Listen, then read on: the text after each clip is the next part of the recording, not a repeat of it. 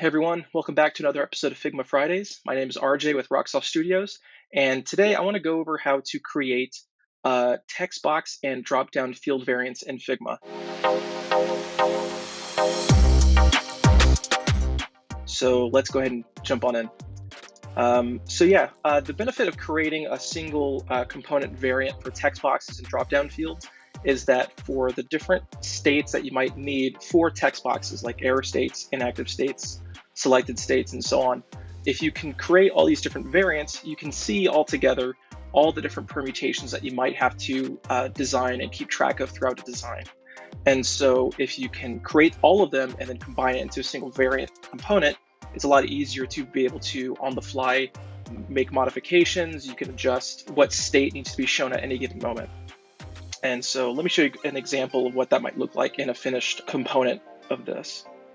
So from here, I have two options. I have the type and the state. So in this case, I can change between text or drop down. You can see that it gains the chevron down there.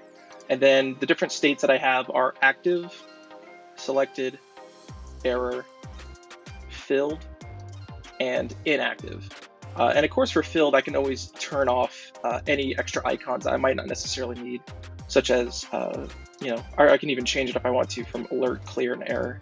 But in this case, let's say I just want to hide it, then it's gone. But anyway, let me go ahead and show you how to create something like this. So completely from scratch, and I'm just going to make an empty artboard here. Make it a little larger. Okay, so from here, if I just type some text, let's say text data field.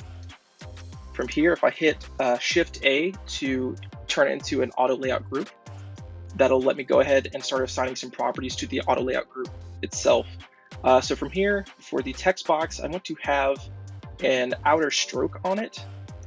I'm going to add a corner radius to that. And then for the text itself, I always like to start in sequential order whenever I'm designing a text box. So I like to think of the inactive state, or the active state, I should say, like before a user has even clicked on it to start typing, what that might look like. So from here, I'm going to choose that gray. And then I need to make sure that this is set to fill container so that no matter what size this box is, everything will resize appropriately.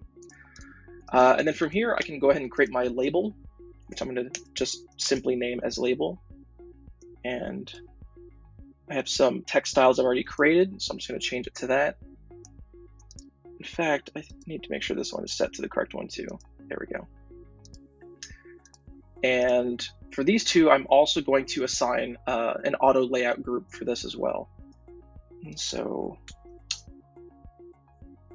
change that to 4. And then now I have my, I need to make sure that this is, again, set to fill container so that the component itself is pretty much dynamic. I can also change it for the label as well, but in most cases, the label is not going to be that long anyway. So yeah, now I have my first text field component that I can start making duplicates of in order to start quickly creating all these different permutations. So from here, I'm going to select this, and if I hold Option Shift and then click and move down, I can make a duplicate of this. And then if I press Command D, I'll replicate that last step that I just took. So I can just start quickly pasting a whole bunch of different variants so I can get started on this more quickly. So if this were the active state, the state before users even typed on it, maybe this would be the selection state. So this one here, I'm going to select this, change it to blue for emphasis, and just to really make it clear that a user has this field selected as opposed to having any other field selected, I'm going to change the stroke to be 2, and because of that, I want to make sure it's still somewhat visually consistent with the 1 pixel stroke boxes. So I'm going to change it to 2 and set it to center. And from there, it's obvious in a list of different fields which field the user actually has selected. So from here, the user has it selected. The text is going to turn to a darker color, you could probably imagine also that whenever a user is selecting this, they might see like a typing cursor indicator. And so let me actually go ahead and add one here. I want to make it about 2 pixels wide, 16 high, and I'm just going to make this black. And if I select on this particular auto layout, and then I hit paste, it's going to bring it in here. And as you can see, it actually made the text box taller. Well, I want this to remain 16 pixels, but I don't want this to be 32 pixels as opposed to like 30. Obviously, that'd be jarring to look at. So because of that, since it gained 2 pixels, I need to compensate by actually changing the padding for this auto layout group. So I'm just subtracting 1 from the top and 1 from the bottom. So now that we have the same value as before, that 30 pixels. And then I need to make sure that my objects here are aligned in the center as well. And obviously a text cursor is not going to sit at the end like this. So I need to actually make sure that this and this are its own auto layout group beyond just the outside box as well. And then of course I need to make sure that this is middle aligned. The spacing between the text and the cursor, since the cursor and the text tends to always be right up against each other, probably going to make this just 1. Oh, I need to make sure this is HUD content as well. And so you can see in real time, no matter what I type, that indicator is always going to follow that text, so it looks as realistic as possible. Change that back to text data field. And then this next state, let's say a user has typed something and it doesn't meet, whatever limitations or restrictions or requirements that your software needs. It might be like an error state. And so with that, I'm going to change the outer stroke to red. And just like with the selection, I want it to have some emphasis on it. So I'm going to make it 2. And then I change the alignment to center. And this text, since the user presumably has already entered some text in it, I'm going to change this to this false black color to indicate that, or at least like subconsciously indicate that the user has entered some information here. From here, what I can actually do next is I don't want to simply just have a red text box. I might want to have an icon to also indicate that something is wrong with this, especially if it's a field that could also equally have some validation that has to appear. Like let's say you're typing a password that has to meet a certain criteria, you might have to show visually that there's an icon that says, there's an error state, or this has been approved, this matches the requirements. And so I already have some components already made, so I'm going to bring them in here. And just like with that cursor, I'm just going to select this field and just paste it right in there. And let's see, this is set to fill container, so I don't need to change that. The spacing here is 10 pixels, which I don't want. I want it a little closer. And 8 pixels seems about fine for that. Oh, and I need to make sure this is also aligned as well in the center. And so from here, just like everything else, everything is resizable and everything kind of moves dynamically. Even if this were super short, you can see how everything kind of just resizes. Makes it really easy down the line, depending on how much text you might have to input in a mockup. So if this was the error state, the next state I'd want is like the user filled / approved state. And so from here, I'm going to do the same thing that I did here, except this time I don't need to actually indicate with emphasis that something is like clear or approved or anything. But I do want to make sure that this has a different stroke as opposed to the inactive state, just to show that, or the active state, just to show that the user has entered some information.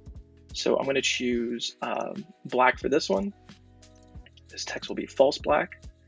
And just in case I might have to show some kind of validation, I'm also going to put an icon there as well and change this to clear. And of course, this could be whatever icons you might need to use to convey whatever you need.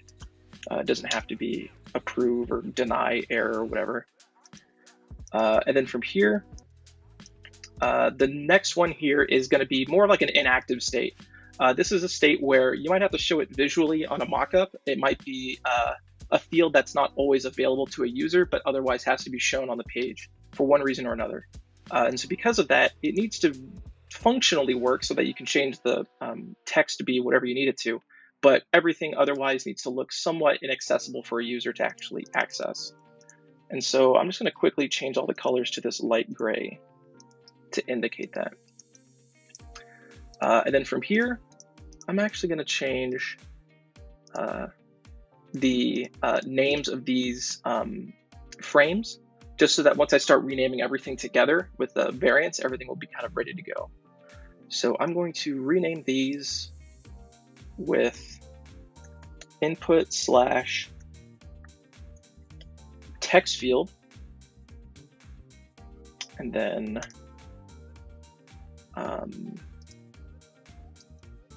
let's see, from here I can go ahead and duplicate these to create the drop-down variants as well. And so, in fact, I can actually go ahead and rename these for the sake of just getting it done. So this, instead of input slash text field, actually, I can just change it to text field. It'll say drop-down instead. And then since these are going to have drop-downs, that means everything needs to have that icon. It needs to have a chevron in there to indicate that a user can click on this and a list of options appears. And let me grab it from the assets, bring it in. Just like with the error and clear states, I can just click on this, paste it in there, make sure everything is aligned the way I want it to be. Change the spacing, make sure this is set to fill container, which it is. And then make sure that is the same across the board. And so I'm just going to go ahead and do that real quick. Oh yeah, and since this is a dropdown, user in some cases might not be able to actually type into the dropdown. Maybe there's a case where you would allow them to. For the sake of this mockup, I'm going to pretend that a user cannot type into a dropdown field. So I'm actually going to get rid of this group and then get rid of this cursor. I need to adjust the padding on this to make sure I regain those 2 pixels that I lost. And then make sure this is set to fill container. Let's see. This one also needs to have that drop down. So does this, and so does that one. For something with a drop down, obviously, if a user can't necessarily choose a wrong state because you're giving them the states that they can choose from, you might not have an error state, but you might have to have some kind of alert to indicate something in general. And so I'd like to include just another state here called alert. And because it's an orange color, not a red color, I'm going to change this to match as well. So it retains that same emphasis that we've had, that 2 pixel stroke, but it's an orange to match the alert status to indicate that something should be looked at, but it's not exactly in error. And then down here, pretty much for the same reason as the alert state here, a user won't necessarily need to have their drop-down field validated. It's kind of pointless, so I can actually get rid of it from there. And let me fix the alignment here. I also noticed the alignment here is not correct as well. Just let me do that. And then this one as well. And since this is an inactive state, I need to make sure that the drop-down matches the same color as everything else, a real flat kind of faded color. So in this case, I pretty much have all of my core components in place. However, since these are drop-downs, I might want to actually modify, in particular, this one to include a list of the options directly underneath it, so that where I'm using these drop-downs in a mockup, I can always see the list of options in the selection state. In fact, since this is a selected drop-down, this should actually be an arrow that's facing up to accommodate. Anyway, let's create that list right now. Option data field. I'm going to duplicate this. I'm going to click all 3, and then like before, Shift A for auto layout. And then I can start assigning properties to it. In this case, I want to have 16 on the left and right, and then top and bottom 12. And then I'm not going to have a stroke on this field, but I do want to have a drop shadow on it so that it does stay visible on any kind of like lighter or white background. So in this case, I'm going to choose an 8 blur. We'll keep this to 4. And the opacity, I'll keep it at 15. And oh yeah, drop shadows won't work unless your object has a background color. So in this case, let me choose white. I'm going to line this up the way I want. And make sure these are set to fill container. And since this could be a list of options that could be, dozens of available options long, I want to include probably a little scroll bar on the right side just to indicate that this list could be even longer. It's not necessarily like you're going to show the entire list without a scroll ability. You might only show a snippet of it and then use the scroll bar to indicate a user could, swipe or scroll to see more information. So I'm just going to draw a quick scroll bar here, 4 pixels wide, 2 corner radius, and a light gray. Just like with these icons over here, I'm going to select this group and I'm going to hit paste. And since obviously this needs to be on the right side, we need to take a step back and combine these as its own separate auto layout group. So select these, Shift A, fill container, click on all these, make sure these are set to fill container. And then I need to change the orientation from vertical to horizontal so that that scroll bar goes to the right. And then I need to make sure that this is set to hug contents. And because this is a scroll bar on the right side, I don't necessarily need to have so much padding on the right side like everything else. Everything has like, actually, what does this one have? Oh, it's 8. Yeah, this doesn't need to be 16. This can be 8. There we go, that looks better. These are set to fill container, fill container. The space in between these doesn't have to be so wide as well. This can be about 8. And then let me go ahead and resize it. And as you can see, if you have a certain amount of characters per row, everything should be able to resize just fine and maintain that spacing in between all the options. This scroll bar, you can make it as tall as you want or as short as you want to indicate or suggest however long this list could potentially be. I usually like to keep it at about like a 2/3 height, maybe like 3/5 or so, just so it has enough indication of like how long this list could actually be. All right, so I've done that here. For the sake of cleanliness, I'm going to make sure everything here looks good with all the correct color values.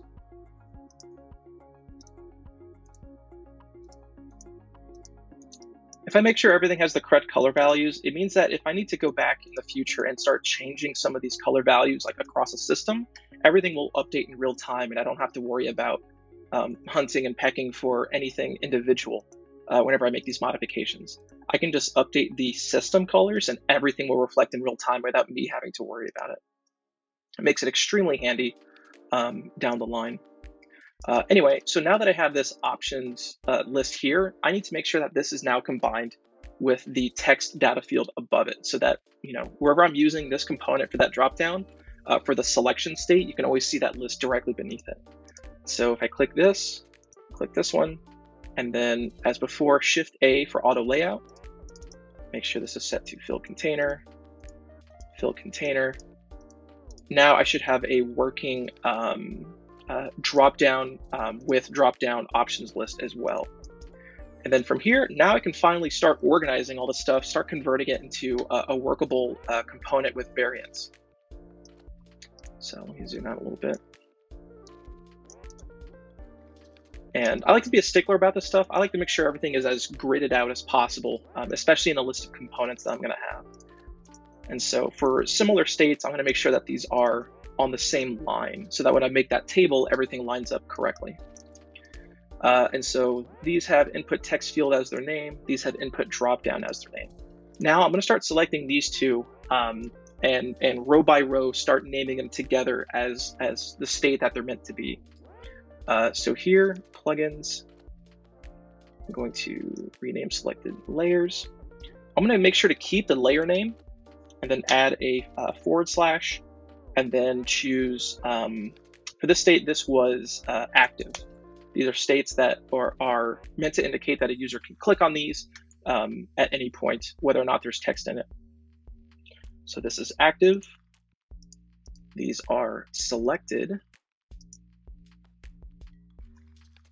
Make sure to keep that layer name. And if you're using the Rename It plugin, there's actually another video on the Rocksauce channel about that I've gone over. You can actually preview what that new text update will look like with whatever you're replacing. It makes it extremely handy to work in this kind of way. I actually see that I forgot to name this group here. So let me go ahead and back out of that and make sure this is correct. So input slash dropdown. And now I can go back to the rename it plugin and make sure everything looks good. Layer name / selected. I look down here, everything looks good. Rename, plugins, rename, layer name / since this one here, the drop-down version is more like an alert than an error state, you can kind of name it whatever you'd like to. It might be just as simple as alert, regardless if it's an error state or an alert state. So that's what I'm going to do here, just for convenience sake.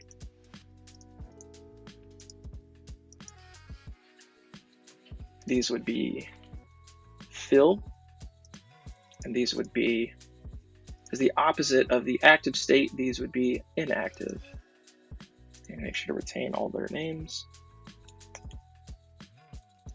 And then finally, if I select everything, go up to this icon up here to make a component. If I click that arrow, you can click on create multiple components if you have multiple objects selected, and everything will be made into an individual component.